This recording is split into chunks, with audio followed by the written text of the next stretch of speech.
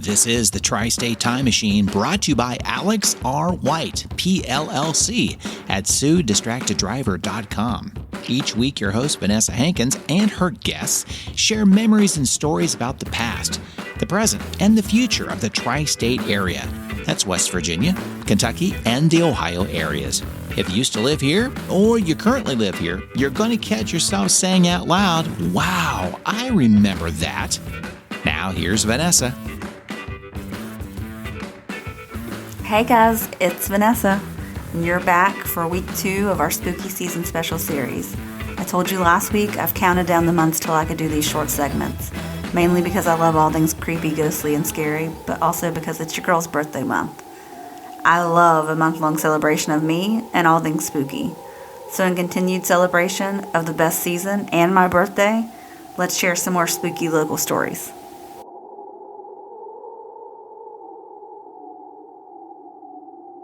In the heart of Huntington, West Virginia, the once vibrant city was gripped by fear during the late 1990s. A series of brutal murders had left the community shaken. The victims, 3 young women, who all shared a common bond. They were all students at Marshall University. Each disappearance followed a similar pattern. They vanished after a long night out with friends, only to be discovered weeks later in secluded areas near the Ohio River. As the investigation stalled, panic spread through the campus. Posters of the missing women adorned every wall, and candlelight vigils became the regular gatherings. Among those who attended was Claire Reynolds, a determined journalism student who felt compelled to uncover the truth behind the horrific events. One rainy evening, Claire sat in her dorm room, surrounded by notes and newspaper clippings. With a deadline looming for a class project on local crime, she decided to delve deeper into the unsolved murders. She reached out to the families of the victims, hoping to find a lead that law enforcement had possibly missed. Her first interview was with the family of Emily Hart, the first victim. Claire sat with Emily's parents in their living room, the air heavy with grief. "She was so full of life," her mother said, tears streaming down her face. "We just want to know what happened." After several interviews, Claire noticed a pattern in the victims' social circles. They all frequented the same bar, the Rusty Anchor, a popular spot for students these days. Intrigued, Claire decided to visit the bar one night, hoping to gather more information. As she entered, the dim lighting and loud music enveloped her. She ordered a drink and observed the crowd, searching for anyone who might have known the victims. Striking up conversation with patrons, she learned that the girls often hung out with a group of men who seemed to be a little too interested in them. That night, Claire encountered a man named Jake, who claimed to have been close friends with Emily. His demeanor was charming, but something about his gaze sent chills down her spine. He offered to buy her a drink, and as they talked, Claire felt very increasingly uneasy. "I heard you're investigating the murders," he said, leaning closer. "You should be careful. Some people don't like being talked about." The warning hung in the air, making her skin crawl. The following day, Claire's instincts urged her to dig deeper into Jake's background. A quick search revealed a history of violence. He had been arrested for assault and in the past had somehow slipped through the cracks. Determined to confront him, Claire returned to the Rusty Anchor that evening. As she approached the bar, she spotted Jake in the corner booth with a few friends. She hesitated but decided it's time. She was going to confront him. "I know about your past," she said, her voice steady. "You need to leave those girls alone." Jake's smile faded, replaced by an unsettling intensity. "You don't know what you're talking about, little girl," he replied, his tone low and menacing. Claire felt a shiver run down her spine. She excused herself and left the bar, the warning echoing on her mind. That night, Claire couldn't shake off the feeling of being watched. She went to bed, but sleep eluded her. Hours passed, and she finally decided to step outside for some fresh air. As she walked through campus, the darkness felt thicker around her than usual, and she could sense that someone was following her. Heart racing, she quickened her pace, glancing over her shoulder. A figure emerged from the shadows. Jake. "What's the rush?" he asked, a twisted smile on his face. "Just wanted to talk." "Leave me alone," Claire shouted, her pulse pounding in her ears. She turned and ran, darting into the nearby woods. She could hear him behind her, his footsteps gaining on her. In a desperate attempt to escape, she ducked behind a large tree, holding her breath. The darkness enveloped her, and she listened intently as Jake passed by. Just as she thought she was safe, she felt a presence looming over her. "Thought you could hide?" he taunted, his voice echoing in the stillness. In that moment, Claire realized she had to fight back. She had to end this. She grabbed a fallen branch and swung at him, catching him off guard. Jake stumbled back, momentarily stunned. Claire seized the opportunity to bolt in the opposite direction, her heart racing as she burst into the main road, and then she spotted headlights approaching. She waved her arms frantically, praying that the driver would see her. A car screeched to a halt. It was a campus security officer. "Get in," he shouted. Claire didn't hesitate, jumping into the passenger seat and slamming the door behind her. "Where's the guy?" the officer asked, scanning the area. "I don't know," she gasped, tears streaming down her face, "but he's dangerous." They sped away, and Claire felt a wave of relief wash over her. The officer took her to the police station, where she recounted everything to the detectives. They took her seriously, and with the information about Jake's past, they decided to investigate him further. Within days, the police tracked Jake down. Under pressure, he confessed to his involvement in the murders, revealing a chilling pattern of manipulation and violence. The case that had haunted Huntington for so long was finally solved. As the community began to heal, Claire emerged as a hero. She was hailed for her bravery and tenacity, a reminder that even in the darkest times, one person's determination could bring justice to those lost. The city would never forget the tragedy, but Claire's courage helped restore hope, proving that even in the shadows, light could prevail.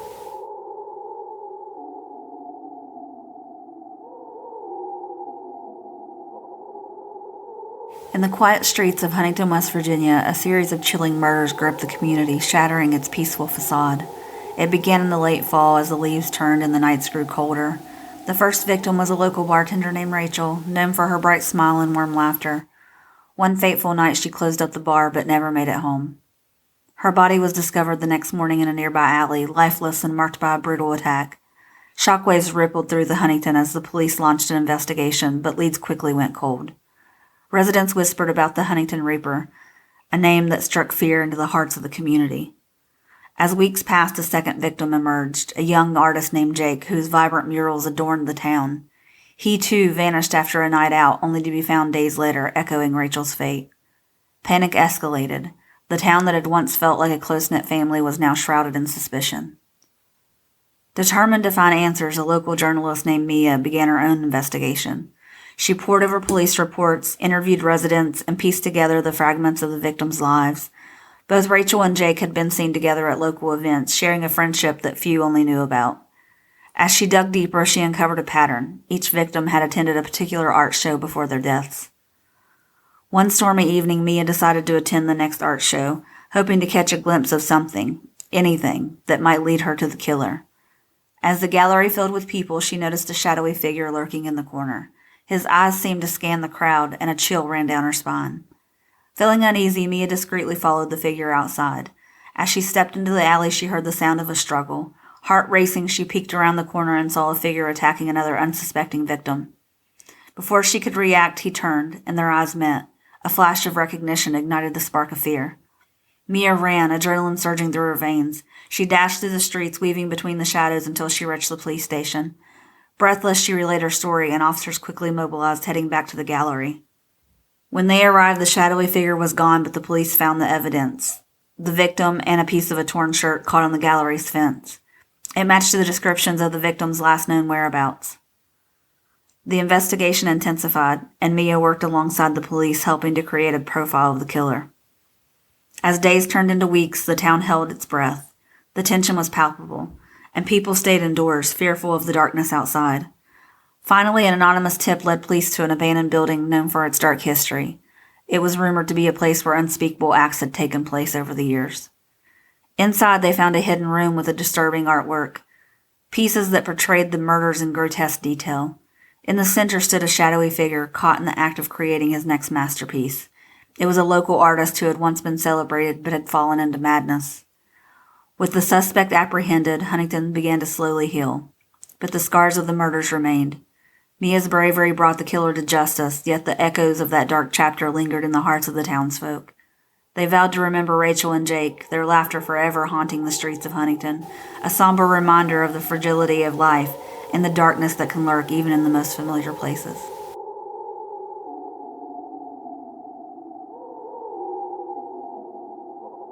In the small town of Canova, there stood an old Victorian house known as the Larkin House.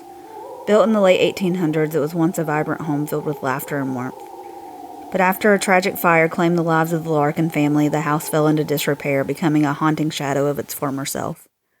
Years later, a young couple, Mark and Lisa, moved into the area drawn by the charm of Canova and its rich history, not to mention the pumpkin house and its fun spooky season.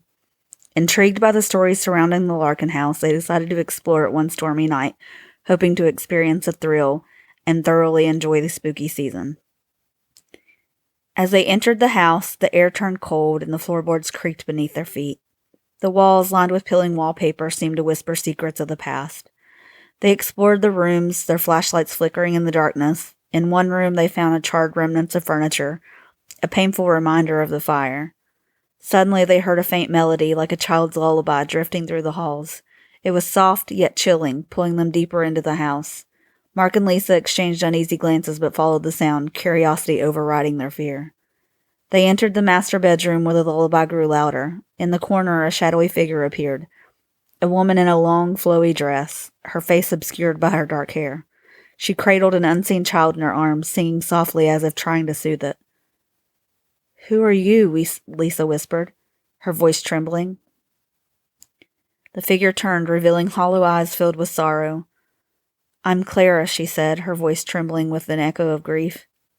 "I'm waiting for my children. Have you seen them?" Panic surged through Mark and Lisa. They turned to flee, but the door slammed shut, trapping them inside. Clara's wail filled the room, a heartbreaking sound that seemed to shake the very foundation of the house. "Please," Mark begged, "we didn't mean to disturb you." Clara's gaze softened. "I cannot leave until I find them," she said, tears streaming down her ghostly face.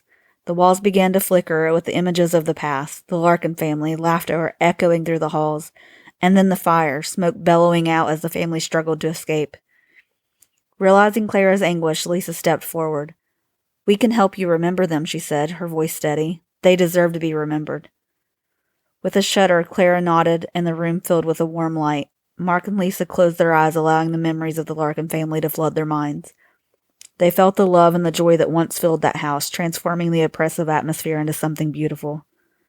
As the last note of the lullaby faded, Clara smiled softly. "Thank you," she whispered, her form becoming more ethereal. "Now I can rest." With that, the door creaked open, revealing the stormy night outside. Mark and Lisa stepped out, hearts racing but filled with a sense of peace. They looked back at the house, which now stood quietly, as if the sorrow that filled it had lifted. From that night on, the Larkin house transformed. Neighbors reported seeing warm lights of glowing within. A laughter echoed in the yard, a testament to the family finally at peace. Mark and Lisa often returned, knowing they had helped a lost spirit find its way home, and in doing so, they had woven their own story into the fabric of Canova's haunted past. In a small town in Mason County, West Virginia, a legend of the Mothman loomed large. Sightings of the creature, a dark-winged figure with glowing red eyes, sent chills down the spines of locals, especially after a series of strange events began to unfold. One autumn night, a group of friends, Rachel, Mark, and Danny, decided to investigate the infamous TNT area where the Mothman sightings were most common. Armed with flashlights and their courage, they set out, the air thick with tension and the distant sounds of rustling leaves echoing through the woods. As they reached the abandoned bunkers, a sense of foreboding settled over them. "Are we really doing this?" Rachel asked, her voice shaky. Mark shrugged, trying to maintain a brave facade. "It's just a story." They ventured deeper, their flashlights illuminating the crumbling concrete structures. Suddenly, a loud rustling came from nearby trees, causing them to freeze in their tracks. "What was that?" Danny whispered, scanning the darkness. "Probably just a deer," Mark replied, though uncertainty crept in his voice. They moved closer to the sound, the thrill of fear pushing them forward. As they reached a clearing, the air turned cold, and a low, eerie hum filled the atmosphere. Then, without warning, the creature appeared. The Mothman stood before them, towering and grotesque, its wings unfurling with a deafening flap, its red eyes glowing like fiery embers, locking onto the trio. Panic gripped them as they tried to run, but the creature let out a horrifying screech, a sound that vibrated through their bones. They dashed back towards the path, hearts pounding in their chests, but the woods had twisted around them, disorienting them as the screech echoed from all directions. "This way," Rachel shouted, leading them deeper into the darkness. Suddenly, Mark stumbled and fell, his flashlight flickering. "Go without me," he yelled, fear etching his face. "I can't get up." Rachel and Danny hesitated, torn between helping their friend and of the terror that's closing in around them. "No, we won't leave you," Rachel shouted, trying to pull him up. Just then the Mothman swooped down, its wings casting an ominous shadow over them. Rachel grabbed Mark's arm and yanked him with all of her strength, pulling him onto his feet as the creature swooped in again. They sprinted through the trees, adrenaline fueling their escape. Finally, they burst into a clearing, and ahead they saw the lights of Point Pleasant shining like beacons of safety. They pushed forward, the creature's presence looming behind them, but it stopped at the edge of the woods, letting out a final piercing scream that faded into the night. Breathless and terrified, they reached the town and collapsed to the ground, their hearts racing. Did that really just happen? Danny panted, disbelief washing over him. The next day, news broke of a tragic accident, a bridge collapse that had claimed several lives. Locals recalled the Mothman sightings preceding the disaster, connecting the creature to the ominous warnings that had gone unheeded. Though they survived that night, the friends were forever changed. They knew they had encountered something beyond explanation, something that served as a dark memory. The Mothman remained a chilling reminder that some legends were rooted in truth, watching from the shadows, waiting for the next moment to emerge.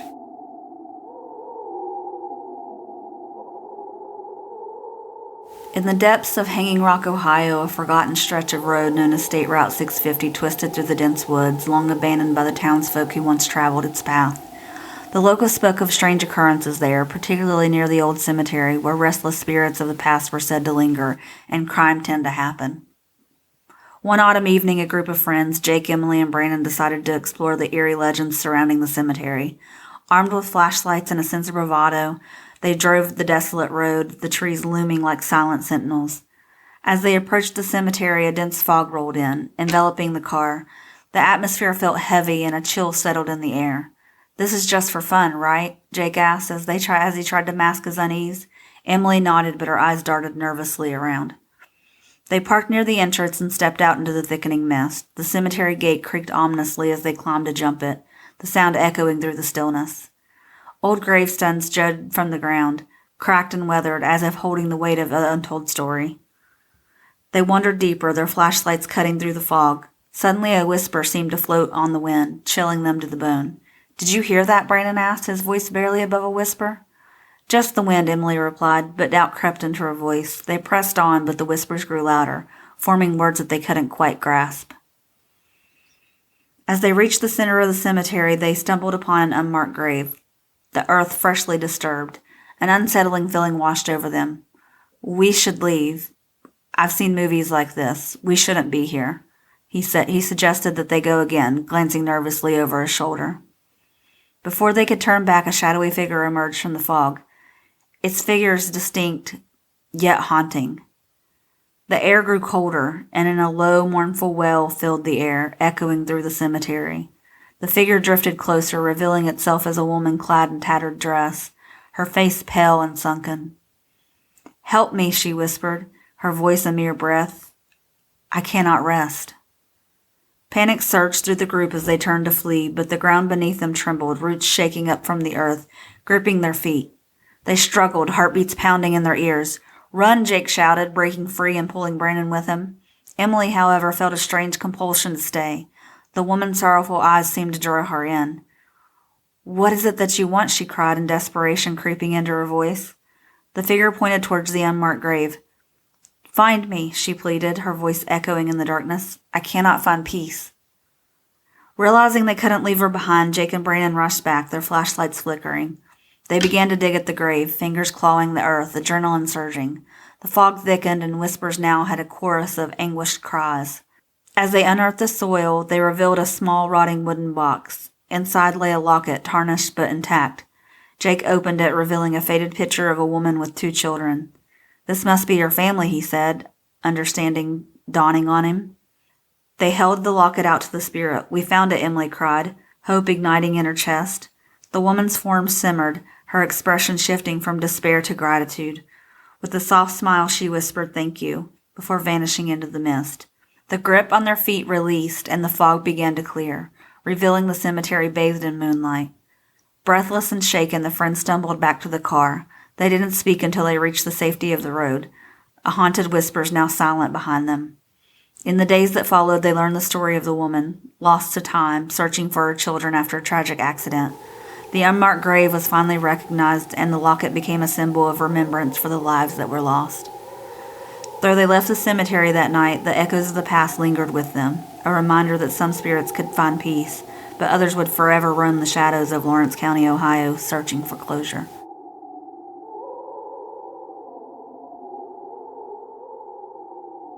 So guys, are you ready to take an evening stroll across campus or go lurking in a graveyard or what? I'm glad you joined me for week 2, and I hope you come back next week where I sit down with 2 guests that may surprise you. I'm forever grateful for my listeners. You mean the world to me. So if you don't mind, go out and do some spooky nonsense in celebration of my birthday this month. Until next time, we are out of here. Thanks for listening to the Tri-State Time Machine, brought to you by Alex R. White, PLLC, at SueDistractedDriver.com. If you have a memory you want Vanessa to talk more about, just send her an email at tstm@mail.com or post a comment on the Tri-State Time Machine Facebook page. Did you like the episode? Be sure to share it with friends and family. It's the only way we can continue this fun work that we do. You can find a link in the show notes that you can use to share it. And be sure to let our sponsors know you like the podcast as well. Their contact information can be found in this episode's show notes.